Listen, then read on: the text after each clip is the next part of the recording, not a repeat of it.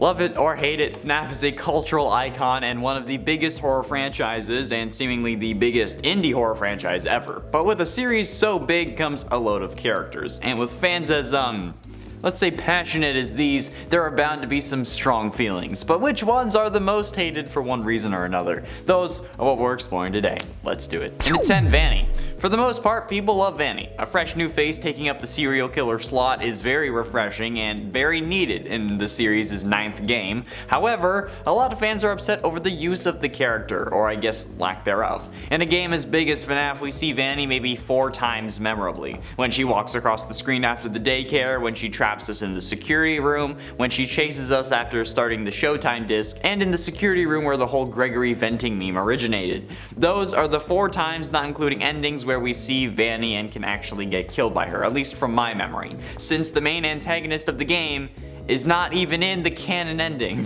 So it's understandable why some people would be all up in a tizzy about the use of the main villain in this game. And honestly, it's actually kind of interesting, since Skyrim, one of the most revered and also broken games of all time, doesn't show their villain much as well. You see him maybe 4 times in the main story as well, but he's made out to be a bigger villain than it actually is shown. Every dragon you face is because of Alduin, the whole province is terrified of Alduin, there's a whole prophecy surrounding him. That's how you make a good villain in a broken game. Especially when he only shows up a few times.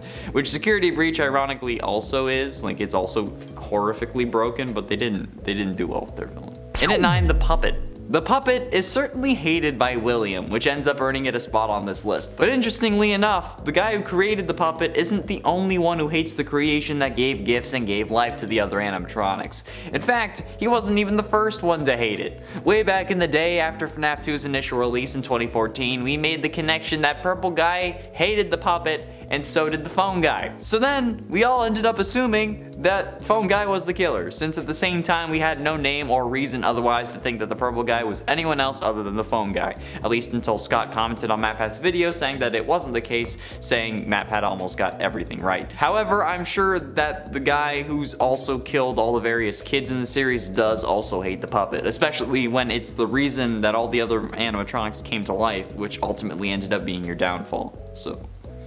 And at 8, Glitch Trap. While Glitch Trap is certainly a popular version of William Afton, certainly being more popular than Scrap Trap at the very least, he's not as popular as some other versions, and still has one of the creepiest vibes out of all of the William Aftons, mostly because of the dancing. And yes, the dancing is the reason Glitch Trap is on this list, because who the living, or I guess undead sentient code living hell, would think that this is a good dance? This is some of the most horrendous dancing I've ever seen, and have you seen my dance moves? They're horrible. I am like the whitest white dude trying to dance ever. But there's like my bad, and then there's Glitch Trap's bad. And honestly, a dude being kept alive by the spirit of his dead son who was shoved full of robotic parts trying to kill me, that's fine. I can deal with it because it's so painfully unrealistic. But a dude just in a furry suit trying to lead me to the back of the pizza joint for a little extra party is too much, okay? That's why it's so creepy. Because removing the context of he's just sentient code, that is absolutely horrifying and also just plain wrong. And at 7, Mrs. Afton. See, now Mrs. Afton is on this list specifically for me, because I hate Mrs. Afton. And while she may never have actually been in the games, the community has managed to make her absolutely unbearable anyway. Mostly because of all the different versions of her that people claim are canon. Okay? Clara Afton isn't canon. It's based off a character from a show in the FNAF universe where the guy wearing purple isn't even named Will. So I don't know why you think that the name of Clara is actually the canon one if he's not named Will, he's named Vlad. So what, is William Vlad now? No, he's not. Exactly. Mrs. Afton also does not possess Ballora. Ballora was meant to represent the mother of his kids, but she is not possessed by the mother. And for God's sakes, we don't know what happened to her. Stop yelling at me in my DMs and comments saying that she died in a car crash or that she is possessing Ballora. There's people even commenting on Gaming Elite saying that she's possessing Ballora. No, stop it, okay? None has been confirmed. The only thing that's been confirmed is that she literally has to exist because William has kids. Hell, if his kids are adopted, Ballora could have just represented a surrogate mother so that his kids would have one, or someone he dated for a bit and then got way too invested in. I can relate to that one. Either way, thanks to all this crap surrounding her, I hate Mrs. Afton. And at 6, nightmares. The nightmare animatronics first introduced in FNAF 4 have caused ungodly amounts of grief for anyone trying to piece together the lore of this godforsaken series. See, there are some community members, such as myself, who believe that the FNAF 4 animatronics are figments of Crying Child's imagination that he sees in a coma while trying to survive his chomping. But then there are others who understandably think that they were figments created by the sound illusion discs introduced in the Twisted One's novels, since those animatronics are basically the book equivalent of the nightmares. And then somehow they appear in Ultimate Custom Night despite both versions of how these were created having Crying Child as the only one who sees these animatronics, and then people want to go on saying that Crying Child is not the one you should not have killed. Ironically enough, the nightmare animatronics have given me a lot of restless nights, and not because I'm scared or thinking about Chica, but just because of the lore. The goddamn lore. Halfway through into number 5, Gregory. This goddamn kid, okay? I don't like him. And apparently, a load of people are with me. This kid, no reference to the whole venting thing, is sus as hell. Gregory is one sussy baka. But in actuality, this guy is just a menace. I said this in a video and people didn't like me for it, but Gregory commits plenty of crimes within just what we see in the game, not to mention what we can infer as well. Breaking and entering, trespassing, stealing security badges, stealing Fazbear merch, vandalism, destruction of property, grand larceny for stealing Freddy, hacking the animatronics, murder. Gregory straight up kills Vanny in the phaser blast ending without it being in self-defense, since he's the one who initiated the conflict and Vanny really shows no interest in killing Gregory outright, especially because she has robots that could have done it and she doesn't use them. And then he tears her to shreds using those robots, which is absolutely too much force to constitute a sufficient argument for self-defense.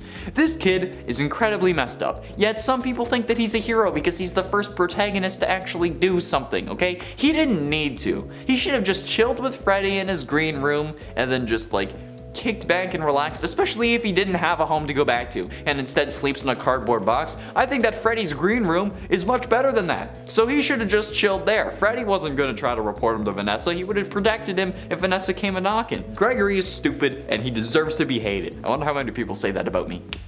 In at 4, Crying Child.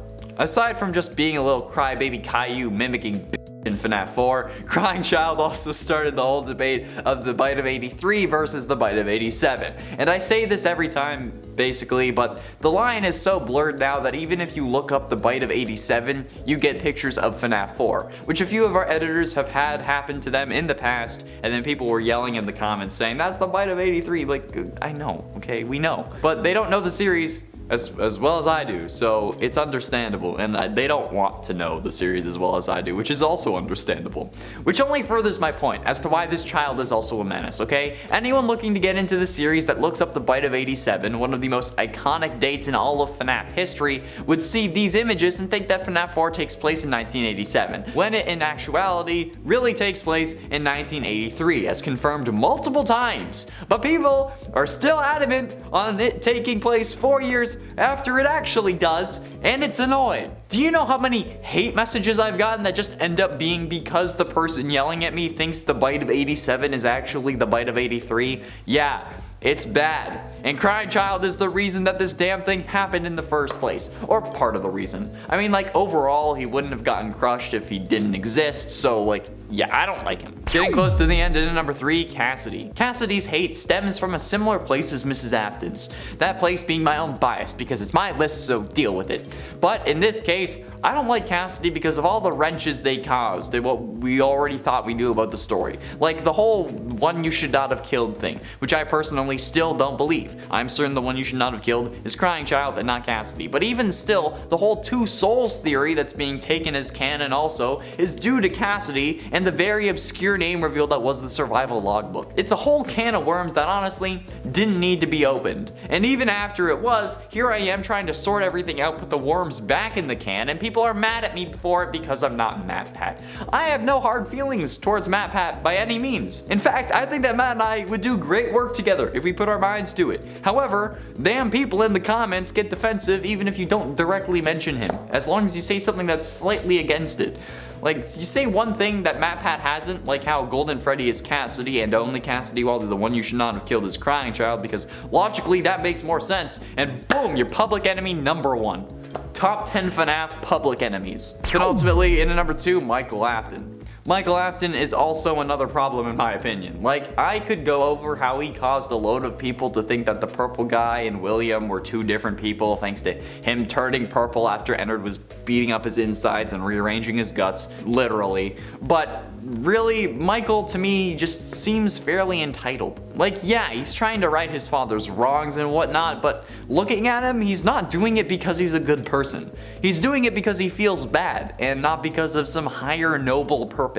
He blames himself for getting his brother killed, which subsequently means that anything he does, he's doing to try to make himself feel better about his mistakes. And he doesn't even really have the gall to actually stop his father once and for all. He says that he's going to come find him, but when he actually does find him in FNAF 6, he doesn't burn the place to the ground to stop him. Henry's the one who does that. Henry is the only one willing to actually stop William, and that just shows how not serious Michael is. He just wants redemption in his own mind. If he really wanted to make sure that William was stopped, he wouldn't have let himself burn in the FNAF 6 fire. But he does let himself burn so that he won't have to feel the regret of hurting his brother and the curse of knowing what his father is doing and then continues to do after this game. You know I'm right. And finally, in at number 1, William Afton. I think that the William Afton fan club, for a lack of a better term, is split evenly down the middle of those who love to hate him and those who love and or hate to love him.